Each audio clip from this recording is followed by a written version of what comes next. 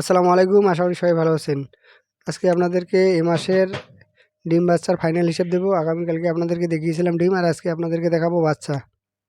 আগের মাসে যে ২ জোড়া বাচ্চা আমার বাকি ছিল, তো সেই ২ জোড়া বাচ্চা আমি আজকে বিক্রি করতে নিয়ে যাব। আর সেই সঙ্গে আজকে কিছু কোয়েল পাখির ডিম, কোয়েল পাখির বাচ্চা আর কিছু হাঁসের ডিম বিক্রি করতে নিয়ে যাব। তো সম্পূর্ণ ভিডিওটা জুড়ে থাকবে। কবুতরের বাচ্চা আজকে কত টাকায় বিক্রি করলাম সেটাও আপনাদেরকে জানাবো। আর সেই সাথে কোয়েল পাখির বাচ্চা বিক্রি করতে নিয়ে গিয়ে আমার সঙ্গে আজকে কী ঘটেছে তো সেটাও আপনাদেরকে জানাবো। আজকে যেহেতু হাটে যাচ্ছি, তো ভাবলাম কিছু হাঁসের ডিমও নিয়ে যাই, যেহেতু বর্তমানে হাঁসগুলো আমার ভালো পরিমাণ ডিম দিতেছে। তো আজকে মোটামুটি আমার হাঁস থেকে আমি 35টা ডিম পেয়েছি। তো আলহামদুলিল্লাহ বর্তমান হাঁসগুলো আমার ভালোই ডিম দিতেছে। আর আমি ঘুম থেকে উঠে যে কাজটা প্রথমে করি সেটা হলো আমি আমার পাখিদেরকে প্রথমে খাবার দেই। তো আমার এখানে 2টা ককটেল পাখি রয়েছে আর 2টা লাভবার্ড পাখি রয়েছে। তো সর্বপ্রথম আমি ঘুম থেকে উঠে তো তাদেরকে প্রথম খাবার দেই। তো আজকে প্রথম তাদেরকে খাবার দিলাম। তো এরপর আমি এখান থেকে হাঁসের ডিমটা তুলবো। তোলার পর এই ডিমটাকে সুন্দর করে বেঁধে কোয়েল পাখির বাচ্চা আর কোয়েল পাখির ডিম আর সেই সঙ্গে কবুতরের বাচ্চার সঙ্গে এই ডিমটাকেও আমি হাটে নিয়ে যাব। মূলত এই ডিমটাকে আমি হাটে নিয়ে গেলেও এই ডিমটাকে মানে যে পাইকার ডিম বিক্রি করে, তো আমি তাদের কাছে এই ডিমটা দেই। দীর্ঘদিন ধরে আমি ডিমের দোকানে বা ডিমের পাইকারকে এই ডিমগুলো দিয়ে থাকি। তো মূলত যে পরিমাণ এই হাঁসের ডিমের চাহিদা থাকে, তো সেই পরিমাণ ডিম আমি দিতে পারি না।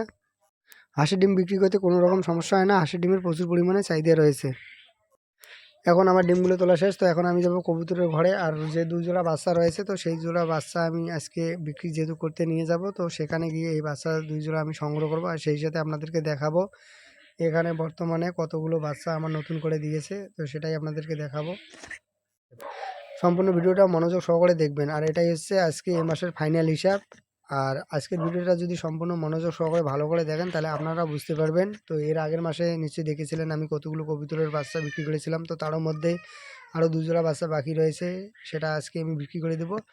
আর সেই সাথে মানে এ মাসে আমি কতগুলো বাচ্চা পেলাম তো সেটাও আপনাদেরকে দেখাবো।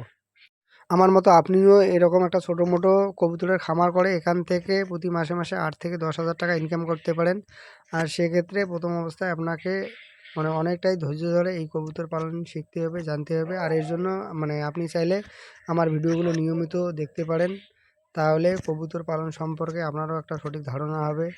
বা এখান থেকে প্রতিনিয়ত যেহেতু আমি আপনাদেরকে ভিডিওর মাধ্যমে দেখাই, তাহলে আপনারাও যদি মানে এখানকার প্রতিটা ভিডিও মনোযোগ দিয়ে দেখেন তাহলে আপনারাও এখান থেকে অনেক কিছু জানতে পারবেন, শিখতে পারবেন।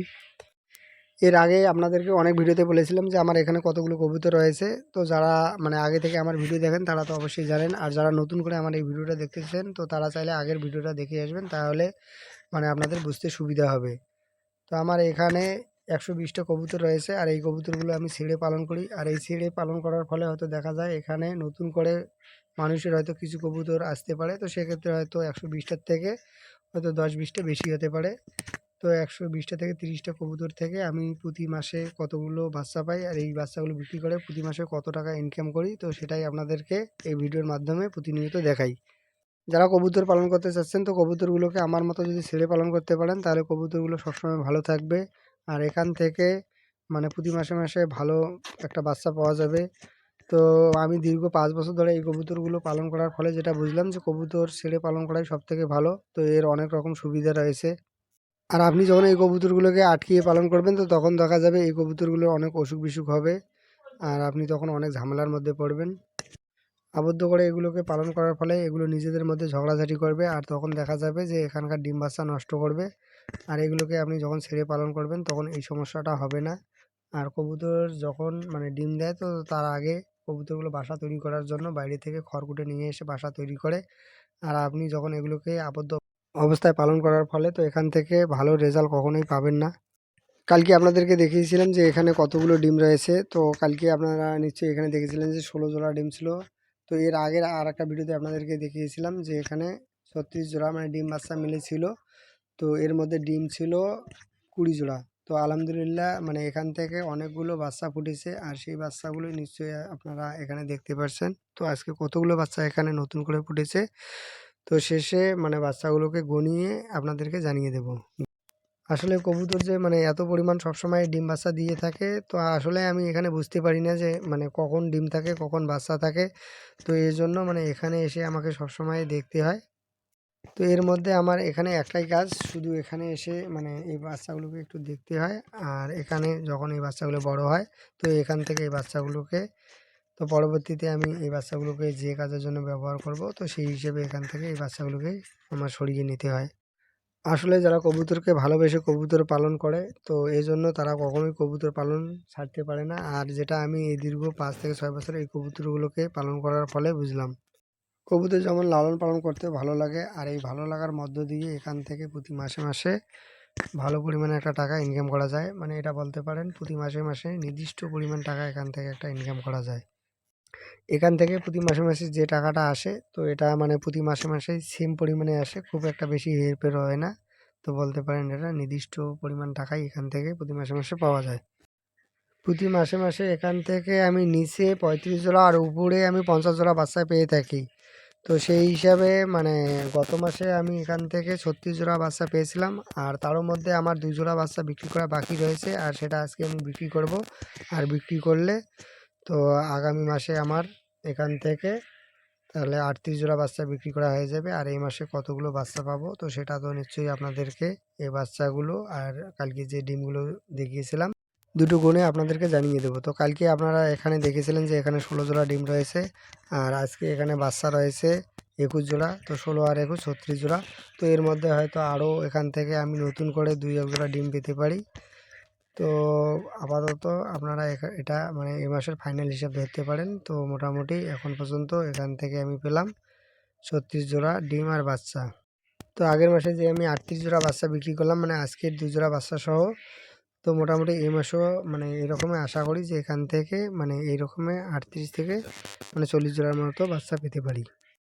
এই 2 জোড়া কবুতরের বাচ্চা বিক্রি করতে যেহেতু হাটে যাচ্ছি, তো সেই সঙ্গে এখানে আমি কিছু কোয়েল পাখির বাচ্চা নেব, আর সেই সাথে কিছু এখান থেকে আমি কোয়েল পাখির ডিম নেব, আর এর সঙ্গে কিছু হাঁসের ডিমও আমি আজকে বাজারে নিয়ে যাব।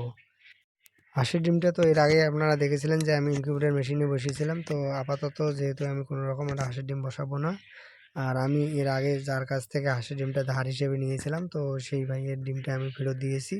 এখন যে আমি এখান থেকে ডিমগুলো পাবো, তো এই ডিমগুলোকে সবগুলো আমি সেল করে দেবো, আর এই উদ্দেশ্যে এই ডিমগুলোকে সুন্দরভাবে বেঁধে নিচ্ছি। আর আগেই আপনাদেরকে বলেছি যে এই ডিমগুলো আমি পাইকারকে দেই, তো আজকেও এই ডিমগুলো নিয়ে গিয়ে আমি পাইকারকে দেবো। তো আজকে হাটে গিয়ে দেখা যাক হাটের কী অবস্থা রয়েছে। তো আপনারা আমার সঙ্গে চলুন, আর আজকে হাটে গিয়ে দেখি তো কোন জিনিসের কেমন দাম রয়েছে।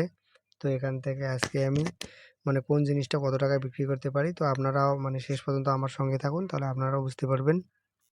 আজকে কবুতরের বাচ্চা নিয়েছি আমি 2 জোড়া, আর সেই সাথে কোয়েল পাখির বাচ্চা নিয়েছি 25 পিস, আর সেই সঙ্গে মানে 3 পাতা নিয়েছি হাঁসের ডিম, আর সেই সঙ্গে 10টা নিয়েছি মানে কোয়েল পাখির ডিমের কৌটা। হাটে আসার সঙ্গে সঙ্গে আমার কবুতরের বাচ্চা 2 জোড়া সেল হয়ে যায়, আর এজন্য আমি মানে এত তাড়াতাড়ি সেল হয়ে যায় যে কবুতরের বাচ্চা 2 জোড়ার ভিডিও করতে পারিনি। তো এই 2 জোড়া বাচ্চা আজকে আমি 500 টাকায় বিক্রি করে দিয়েছি।